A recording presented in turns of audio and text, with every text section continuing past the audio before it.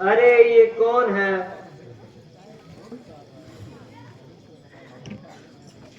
यारी बहन उठो, पहचानो कौन है। हाय, किस तरह उठूं? उठा भी नहीं जा रहा। आंखें खोलो और पहचानो।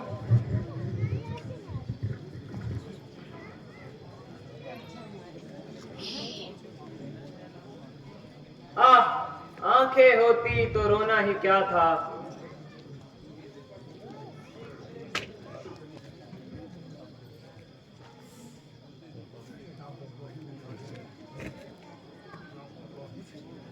इन आंखों का तो ही रोना है।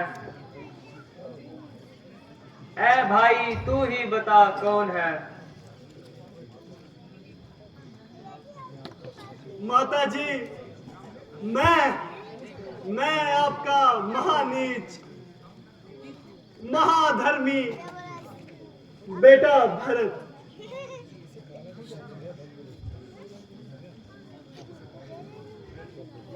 हैं भरत?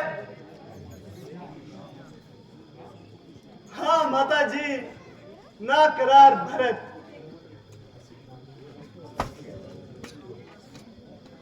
अच्छा मेरे लाल, चिरंजीव रहो। कहो बेटा, कब आए? बेटा चुप क्यों हो? कुछ मुंह से तो बोलो। क्या मुझसे नाराज हो?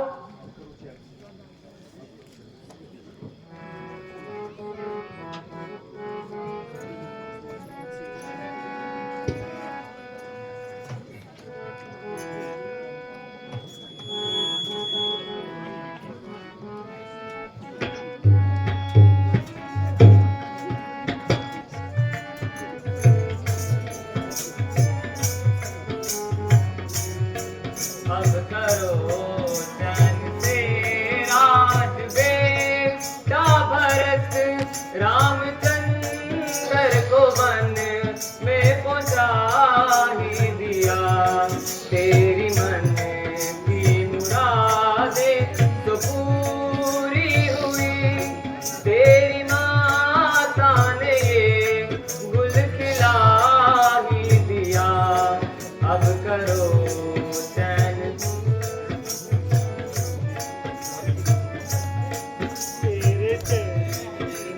की सोगंद माता, मुझे इस शरारत का बिल्कुल पता ही नहीं। यूं ही इंतजाम दो तो तुम्हारी खुशी, वरना इसमें मेरी कोई खता ही नहीं।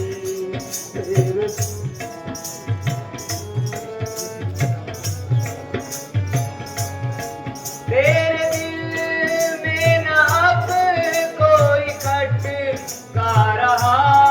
रामचंद्र का कांटा न अटका रहा। अब क्यों खामोश हो के खिटकता रहा? मेरे सीने में खंजर चला ही दिया। अब करो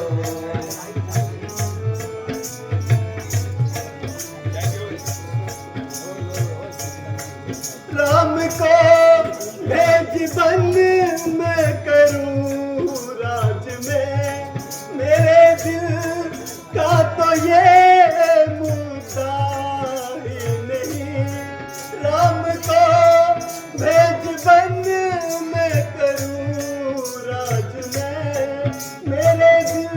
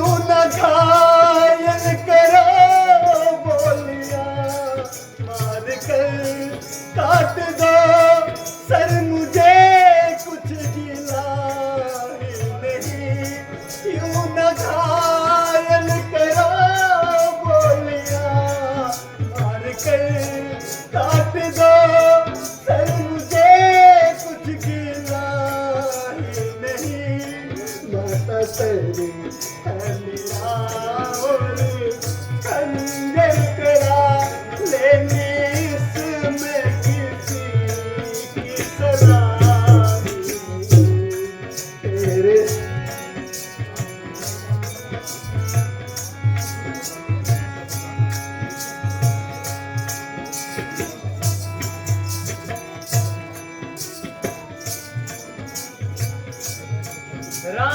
रामचंद्र ने वापिस अब आना नहीं और लक्ष्मण ने ईसा बटाना नहीं एक मैं हूँ जो मेरा ठिकाना नहीं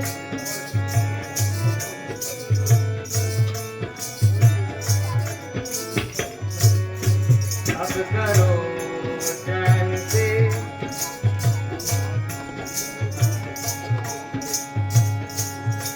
राम मौजूद होते अगर इस जगह मैं समझता पिताजी मरे ही नहीं राम मौजूद होते अगर इस जगह मैं समझता पिताजी मरे ही नहीं एक तेरा सहारा था बाकी मुझे हाय तुझको भी आती गया ही नहीं।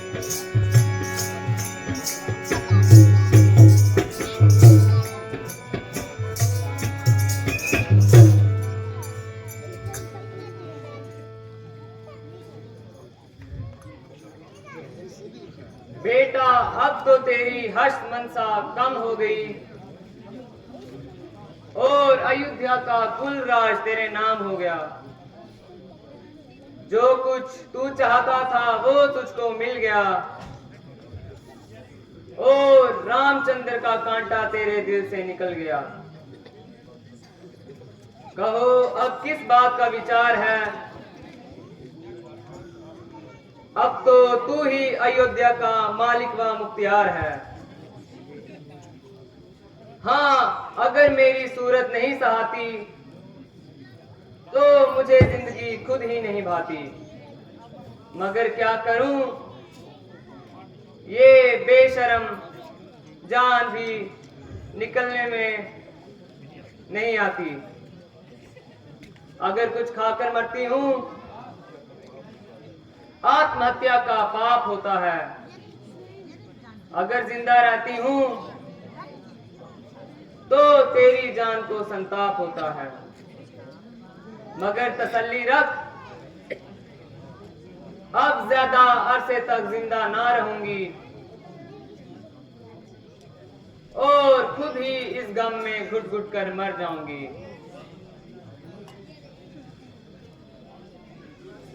माता जी ना मालूम भरत से ऐसा कौन सा खोटा कर्म हो गया जो आप जैसी सुशील धर्मात्मा माता को मेरी निस्बत ऐसा कर्म हो गया माता जी मुझको आपके चरणों की सौगंध है माता जी जो मुझसे इस किस्म का कमीना ख्याल भी मेरे दिमाग में आया हो या मेरी जुबान से ऐसा कोई अल्फाज निकला हो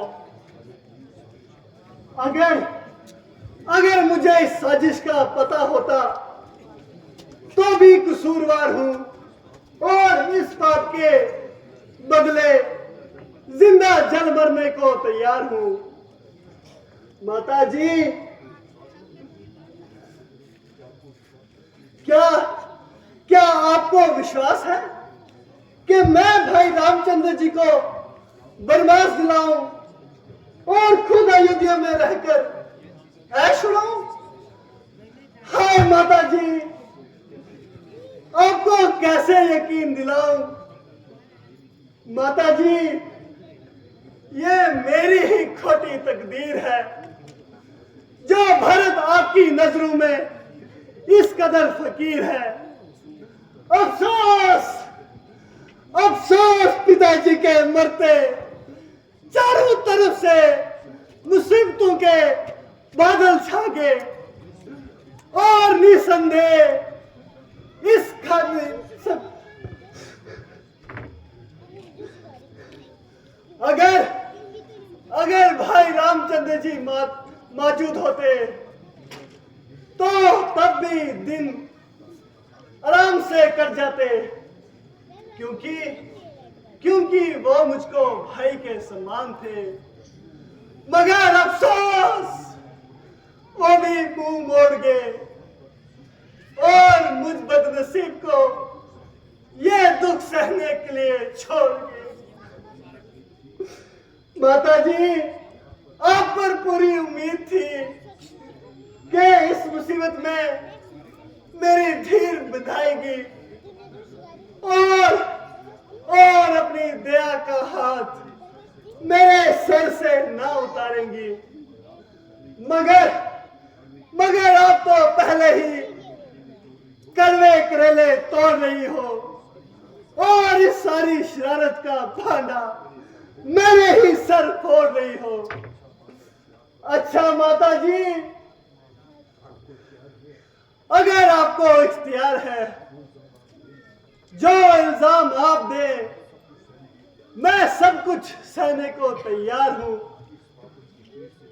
ना इस पापन के पेट से पैदा होता, ना मेरी निस्बत का ऐसा हाल होता।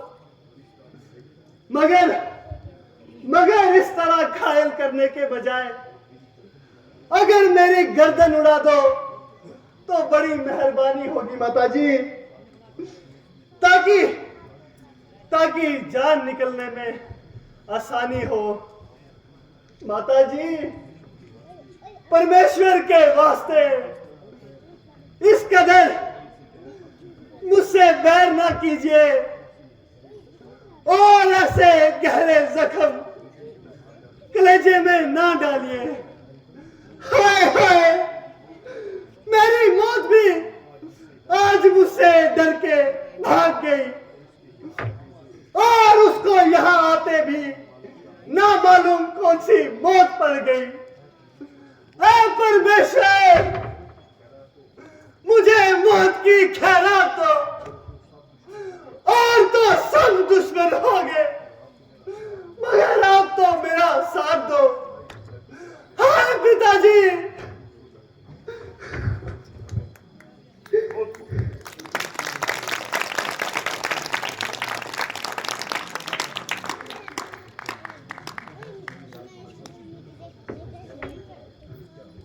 हैं मेरे लाल, तुझे क्या हुआ? मैंने नाहक तेरे नन्हे से दिल को दुखाया और अपनी बेवकूफी से तेरी जान को इस कदर सदमा पहुंचाया। वाकया मैंने सख्त पाप किया जो तुझ बेगुनाह को इतना संताप दिया, मगर मेरे कहने का कुछ ख्याल न कर और खामखा अपनी तबीयत पर इस कदर मलाल न कर।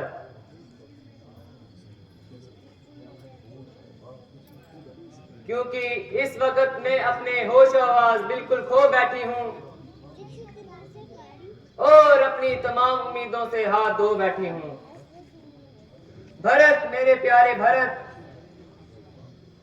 बेटा जरा जबान तो हिलाओ, मुझे एक दफा माता कहकर तो बुलाओ। जरा देखो तो सही, तेरी दुखिया माता कितनी देर से तेरे सराहने बैठे रो रही है।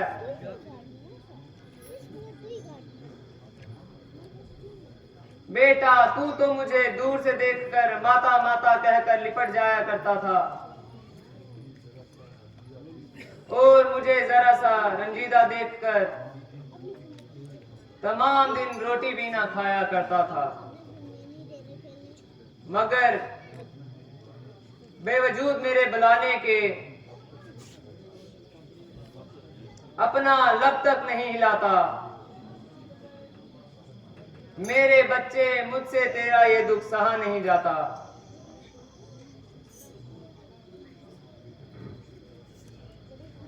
बेटा परमेश्वर के वास्ते मेरा कसूर माफ करो। अब उठकर हाथ मुंह साफ करो।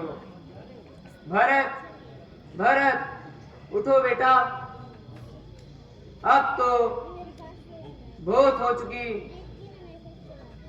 सुमित्रा किसी को भेजना, जल्दी वेद जी को बुला कर लाए।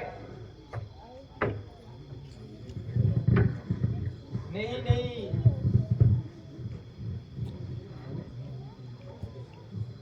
नहीं नहीं, तुम बेफायदा इस कदर गम कर रही हो और बेफायदा किसी का हौसला कम कर रही हो।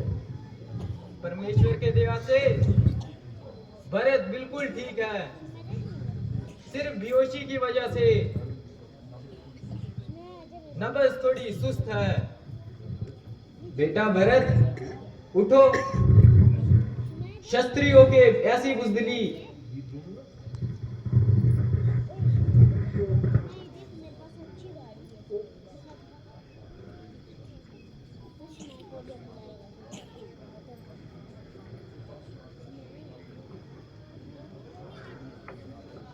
बस माता जी माफी फरमाइए, ना मुझे जिंदगी की परवाह है और ना ही मौत की चाह है। जबकि जबकि मेरी माता के नजदीक मेरा जीवन नाकाबिले एतबार है, तो ऐसी बेशर्मी की जिंदगी से धिक्कार है।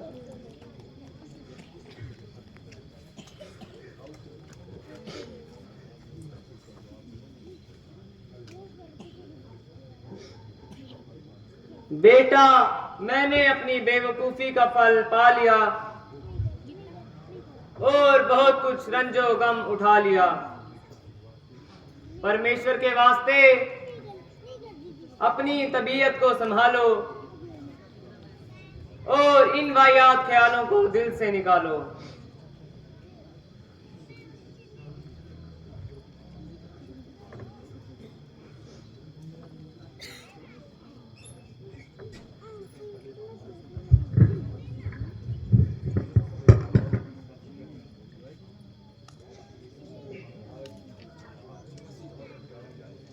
बेटा पहले महाराज का अंतिम संस्कार किया जाए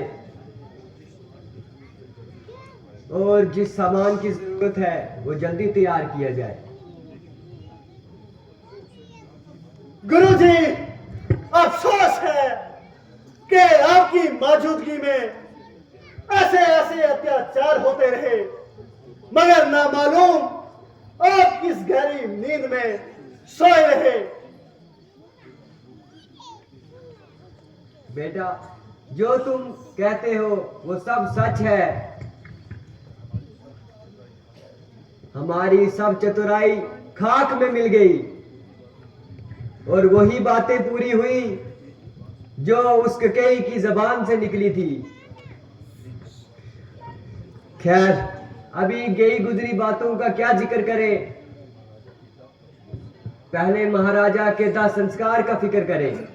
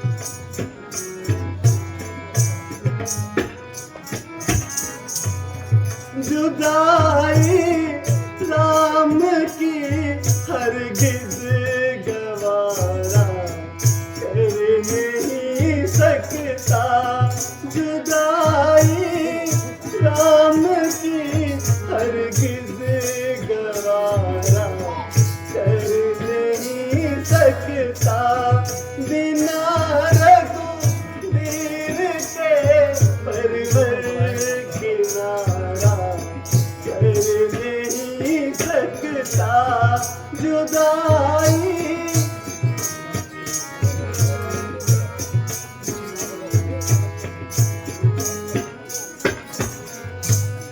जिस्म और जान का संबंध है रघुवीर से मेरा।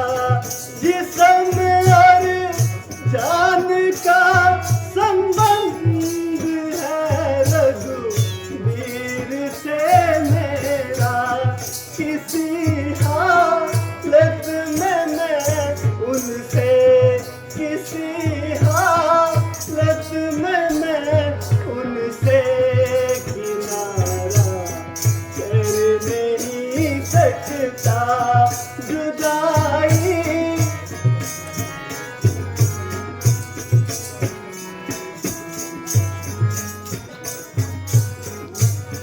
करूं मैं आश महलों में भटकते वो फिरे बन में। करूं मैं आश महलों में भटकते वो फिरे बन में। किसी हालत में मैं उनसे किनारा कर नहीं सकता जुदाई।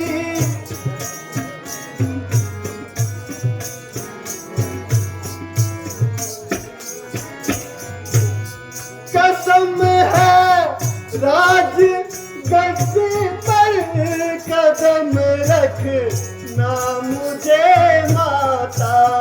कसम है राज गद्दी पर कदम रख ना मुझे माता।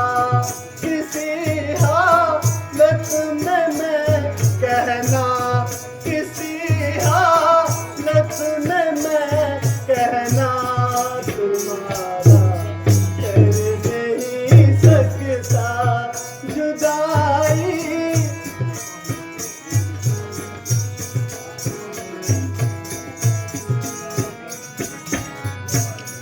अभी जाता हूँ वन में खोज लेकर रामचंद्र की। अभी जाता हूँ वन में खोज लेकर रामचंद्र की। भरत को राम से कोई, भरत को राम से कोई नियारा कर नहीं सकता जुदाई।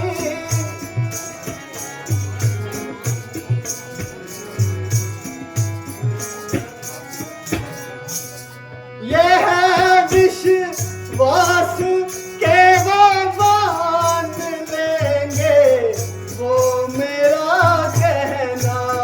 यह है विश्वास के वो मान लेंगे वो मेरा कहना।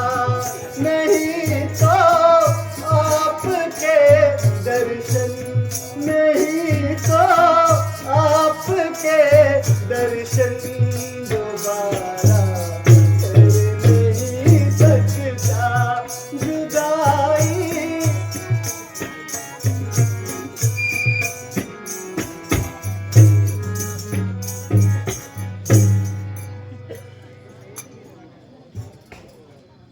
माता जी, ये आप क्या फरमा रही हैं और मुझको क्यों बापू के घड़े में डाल रही है? मैं किसी भी हालत में आपका ये हुक्म मंजूर नहीं कर सकता और कोई भी शख्स मुझे इस पाप में मजबूर नहीं कर सकता।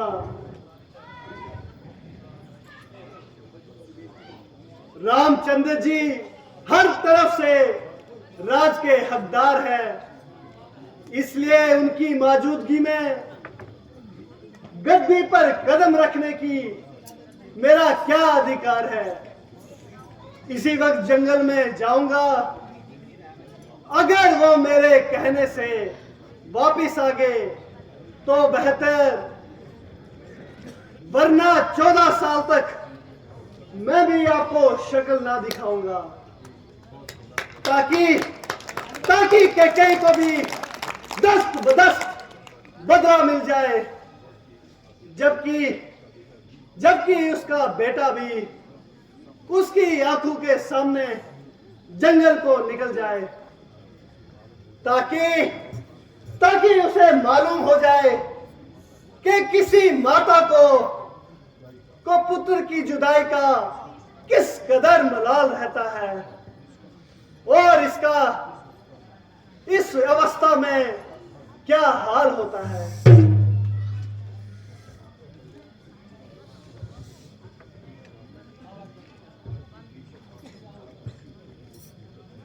अर्थ जी, बेशक आपका विचार अति उत्तम है और पवित्र है, और रामचंद्र जी से ज्यादा आपका कौन मित्र है।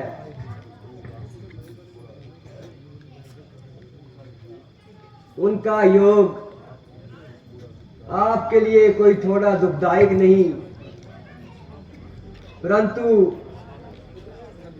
उनका वापिस आना महान कठिन है।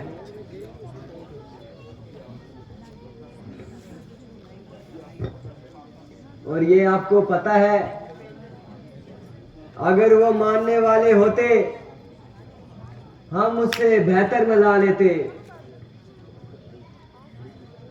कुशल्या जी से बेहतर जोर लगाया और सुमित्रा जी ने बहुत कुछ समझाया, परंतु उनको वापिस लाने में असमर्थ रहे। इसलिए इन सब विचारों को दिल से निकालिए और 14 वर्ष तक आप ही प्रजा को संभालिए। यदि आप भी इनके संग वन को चले जाएंगे तो अयोध्या की अवस्था कदाचित अच्छी ना होगी। गुरुजी, अगर रामचंद्र जी के निस्बत आपका ऐसा क्यास है तो समझ लीजिए भरत को भी 14 वर्ष का वनवास है। चाहे कितना भी गया गुजरा हूं और भ्रष्ट इंसान हूं, मगर आखिर तो उसी पिता की संतान हूं। अगरचे मैंने माता कौशल्या का दूध नहीं पिया, तो कम से कम जन्म तो इसी वंश में लिया। अगर रामचंद्र जी अपना धर्म पालन करने में इस कदर सादब कदमी दिखाई गए तो भरत भी तो उनका ही भाई है। जान पे खेल जाना मेरे लिए आसान काम है, मगर राजगद्दी पर कदम रखना कतई हराम है। आप बातों में ज्यादा देर ना कीजिए और मुझे जल्दी इजाजत दीजिए।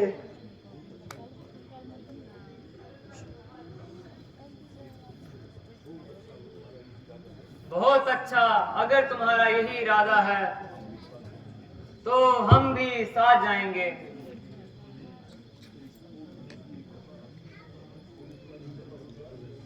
और उनका एक दफा मुखड़ा देख आएंगे। बोल